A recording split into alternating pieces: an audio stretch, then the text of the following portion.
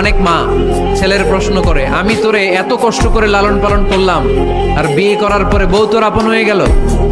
এরকম একটা কমন প্রশ্ন আছে না নাই? এক চালাক ছেলে মারে উত্তর দিছে, মা তুমি মা ডাক শোনার জন্য জীবনে কি কষ্টটাই না করছো। আমারে তুমি 10 মাস 10 দিন পেটে ধারণ করছো, এত বড় বস্তা, খাইতে পারতা না, টয়লেটে যাইতে পারতা না, খালি বমি করতা, ওষুধ খাইতা। 10 মাস পেটে ধারণ করলা, 2 বছর দুধ খাওয়াইলা, আমার পেশাব পায়খানা পরিষ্কার করলা। এরপর 2 বছর বয়সে 3 বছর বয়সে আমার মুখে বোল ফুটলো, তখন আমি তোমারে ডাকতে শুরু করলাম মা মা। এই মা ডাক শোনার জন্য তুমি এত কষ্ট করলা, আর পরের বাড়ির মাইয়া বাড়িতে আইসাই তোমারে ডাকা শুরু করছে মা মা। তো যেই লোক তোমারে মা ডাকে তারে আমি ভালোবাসবো না কেন মা? ঠিক কিনা?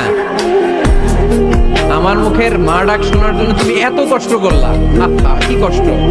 আর পরের বাড়ির চিনি না জানি না এক মেয়ে এসেই তোমার ডাকা শুরু করছে মা মা। তো যে আমার মারে মা ডাকে তার স্থান তো আমার হৃদয়ে, ঠিক কিনা?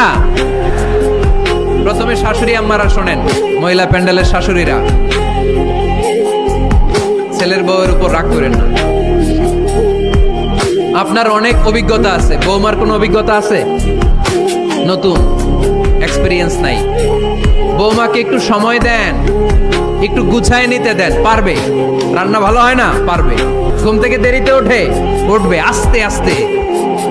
আপনাদের সাথে মানায় চলতে পারে না, পারবে, সব পারবে। আপনিও একদিন পারতেন না।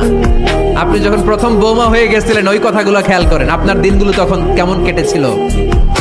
এজন্য পাড়াডা গায়ের শাশুড়ি আম্মারা, বউদের উপর জুলুম করেন না, অত্যাচার করবেন না। অনেক শাশুড়ি আছে পান থেকে চুন খসলে বদদোয়া দেয় বৌমারে, আছে না নাই?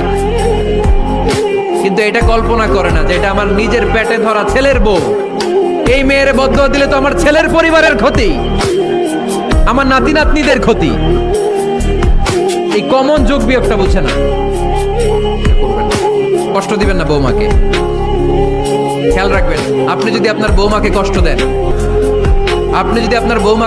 দেন, আপনার নিজের মেয়েটাও বৌমা হয়ে আরেক বাড়িতে যাবে, সেও সেই একই কষ্টগুলো পাবে। এগুলো যখন আপনারে শোনাবে তখন আপনি শান্তিতে থাকতে পারবেন না। চিল্লায় বলেন ঠিক কিনা? পারবেন না আপনি শান্তিতে থাকতে। নিজের মেয়ে সকাল 11টায় ওঠে, ওইটার দোষ নাই, বৌমা কেন উঠলো না, ঝামেলা আছে না নাই? এটা করবেন। এবার বৌমারা, এই যুগের মেয়েরা, পাড়াডাগারের বৌমারা যারা আছেন, বউ